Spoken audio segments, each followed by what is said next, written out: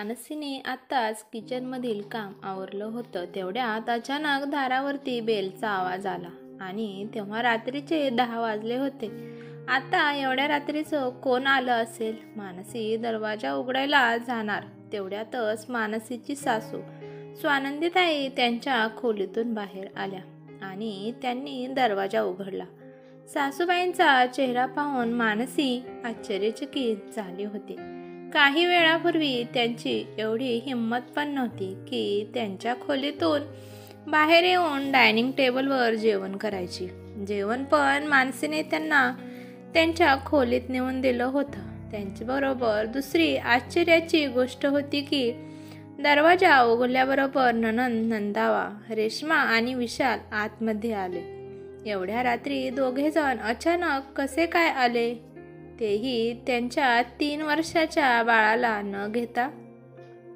ते दोघेजण रात्री येण्यास घाबरत असायचे.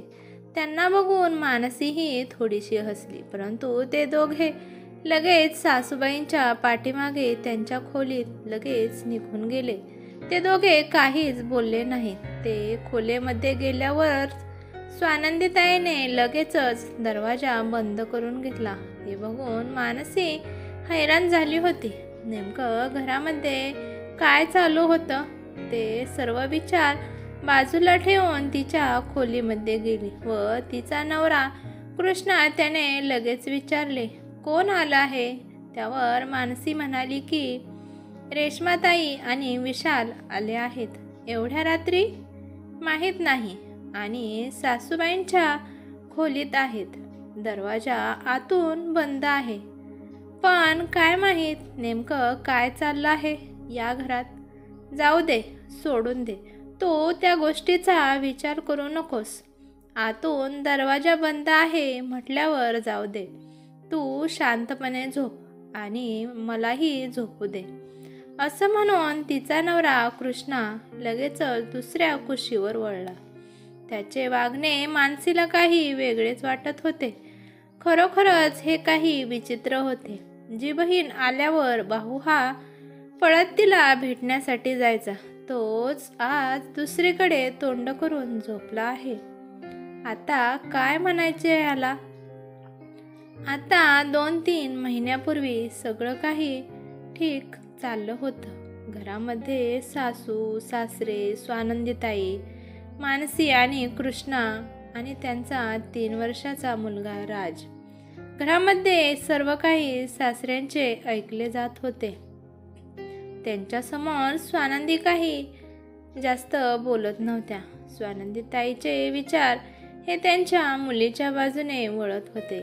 काही वेळेस रेश्माताईच्या बाबतीत काही गोष्टीमुळे मानसी आणि कृष्णाला बोलत असतात, परंतु त्यांचा नवरा हा त्यांची सून आणि मुलगा त्यांच्यावरच विश्वास ठेवत असत.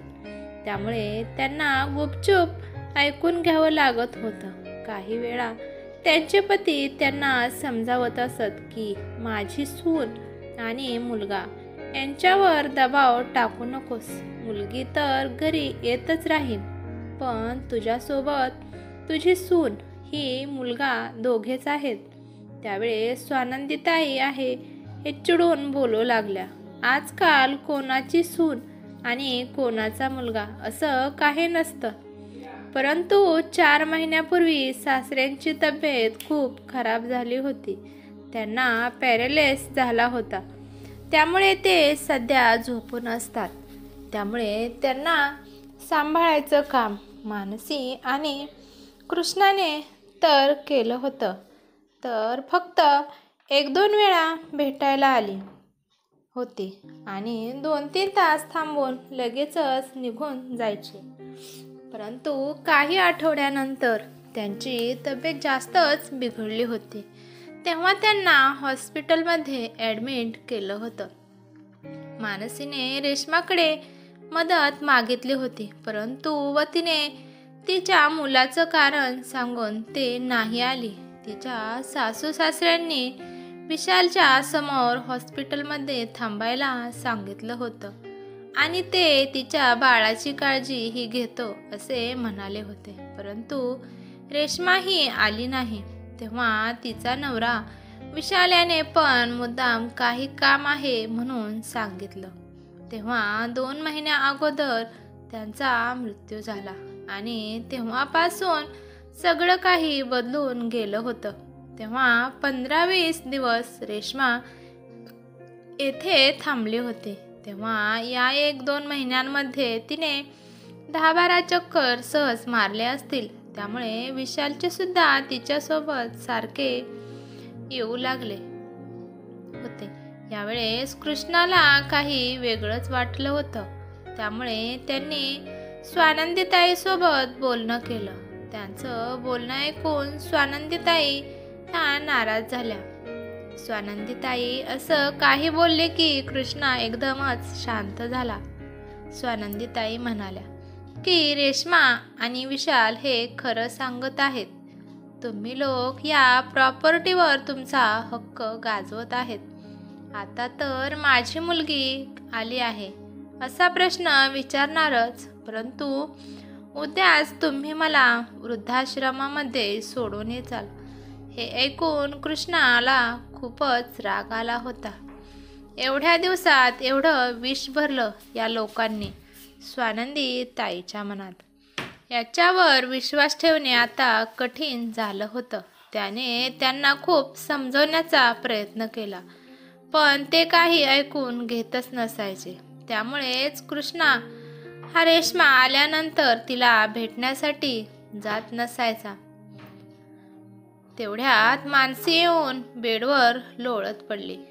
त्यांना चहा पाणी सुद्धा विचारले नाही, परंतु ते विचारायला गेली तर स्वानंदीताई मानसीवरच इल्जाम लावायची की हे दोघे आपलं बोलणं ऐकण्यासाठीच आले आहेत.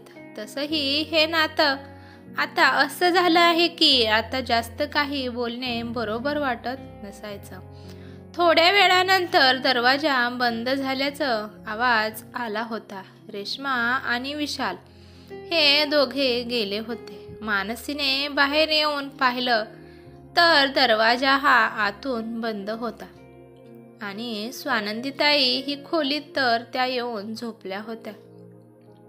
सकाळी उठल्यावर तर सगळं काही नॉर्मलच होतं. तिने तिच्या मुलाला तयार केलं आणि शाळेमध्ये सोडून आली. तर इकडे कृष्णाही ऑफिससाठी तयार होत होता. तयार होऊन डायनिंग टेबलवर नाश्ता करण्यासाठी आला होता. तेवढ्यात स्वानंदीताईने त्यांच्या हातात पेपर घेऊन कृष्णाजवळ आल्या आणि म्हणाले की कृष्णा, तुझा याच्या अगोदर या पेपरवर सही करून जा. कृष्णाने आश्चर्याने त्या पेपरकडे पाहिले आणि म्हणाला, हे कशाचे पेपर आहेत? हे गावातील जमिनीचे पेपर आहेत आणि हे आजही तुझ्या आजोबांच्या नावावर आहेत आणि मला पैशांची खूप गरज आहे. त्यामुळे मी ही विकून टाकणार आहे. त्यामुळे ही जमीन आता मला माझ्या नावावर करायची आहे. मला तुझा हिस्सा काढून टाकायचा आहे. मानसीने सही केली आणि म्हणाली की तुम्हाला पैशाची खूप गरज आहे, पण कशामुळे? कृष्णाने प्रश्न विचारला. तुला त्याचं काय करायचं आहे? स्वानंदीताई म्हणाल्या. आणि तशीच पैशाची गरज तुम्हाला नाही, तुझ्या मुलीला आणि जावायला असेल. तो तिरकस नजरेने बघत म्हणाला. स्वानंदीताई तर आश्चर्यचकितच झाली. हा आहे गरज माझ्या मुलीला आणि जावयाला. त्यांचा बिझनेस त्यांना उभा करून द्यायचा आहे. त्यामुळेच तर पैशाची गरज आहे आणि हे पैसे मी त्यांनाच देणार आहे. मानसीताई आणि कृष्णा हे ऐकून आश्चर्यचकित झाले. त्या दोघांनी स्वानंदीताईंना खूप समजावण्याचा प्रयत्न केला, परंतु त्यांनी समजून आणि ऐकून घेण्याचं नावच घेतलं नाही. कृष्णा हा निराश होऊन म्हणाला, ठीक आहे मम्मी, मी हे जमीन विकण्यासाठी तयार आहे, परंतु माझा मला हक्क पाहिजे. आला ना बरोबर लाईनवर. मी बरोबर बोलत होते. मुलगा आणि सून यांना पण हेच वाटत आहे. जे बोलायचं आहे ते बोल मम्मी, मला काही फरक पडणार नाही. तुझी मुलगी आणि जावई यांच्या प्रेमासाठी मी रस्त्यावर नाही येऊ शकणार. मला माझा हक्क दे. तू तुझा हिस्सा त्यांना दे, नाहीतर मग मजा करा. मग तुम्ही काही पण करा, असं कृष्णा म्हणाला. तसेच स्वानंदीताईने कृष्णाला खूप काही सुनावलं, परंतु कृष्णा हा काही हार मानून घ्यायचं मानत नव्हता. तेव्हा स्वानंदीताईनेही रेश्मा आणि विशालला फोन लावला. ते दोघे पण लगेचच आले, परंतु कृष्णा हट्टाच्या पुढे काहीच करू शकला नाही. एवढ्यात रेश्मा म्हणाली की हे घर मम्मीचं आहे, विसरू नकोस. आता या क्षणाला तुम्हा लोकांना या घरातून बाहेर काढू शकते. हे तर घर मम्मीच्या नावावर आहे. अचानक स्वानंदताई मध्येच बोलल्या, काय तुम्ही प्रॉपर्टी भैयाच्या नावावर केली आहे की काय? एवढे बेपरवाह कसे वागू शकता तुम्ही? स्वानंदीताई म्हणाल्या, अरे 2 घरांची तर ही प्रॉपर्टी होती. हे घर बांधण्यासाठी खूप खर्च झाला आहे आणि कृष्णाला सरकारी नोकरी असल्यामुळे त्याला कमी व्याज बसत होते. त्यामुळे तुझ्या वडिलांनी तुझ्या नावावर ही प्रॉपर्टी केली होती. म्हणजे तुमच्याजवळ काहीच नाही. खरंच तुम्हाला अक्कलच नाही. अगोदर वडिलांचे बोलणे ऐकून घ्यावं लागत होतं, त्यानंतर आता भैयाचंही बोलणं ऐकून घ्यावे लागत आहे.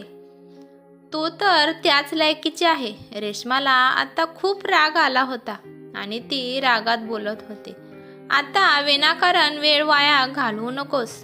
जी प्रॉपर्टीमधला हिस्सा मिळत आहे तो घे आणि चल इथून, अचानक विशालने सांगितले. त्याचं बोलणं ऐकून रेश्मा ते कागद स्वानंदीताईच्या हातातून घेऊन ते कागद तिथेच फाडून फेकून दिले. नाही सोडायचं मला माझा हक्क, मला तर माझा हक्क पाहिजे आहे, असं म्हणून रेश्मा पेपर खाली टाकून विशाल सोबत निघून गेली. स्वानंदीताई हे सगळं काही बघतच राहिल्या. कसं काय एकदमच मुलगी आणि जावयाने रंग बदलून टाकला. आता मम्मीला विश्वास बसू लागला होता. हीच गोष्ट तर आम्ही तुम्हाला समजावून सांगण्याचा प्रयत्न करत होतो. तुम्ही ती समजूनच घेत नव्हता.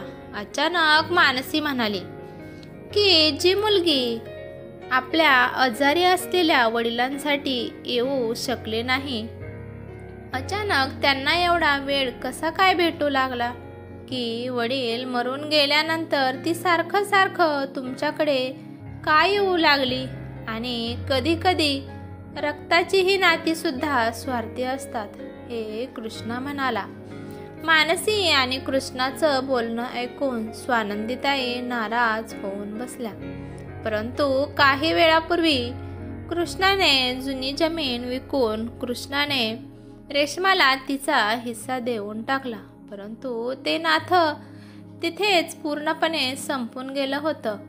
नाही, रेश्मा आता नात्याला निभवू शकत नव्हती, परंतु स्वानंदीताई हे नातं स्वीकारू शकत नव्हत्या.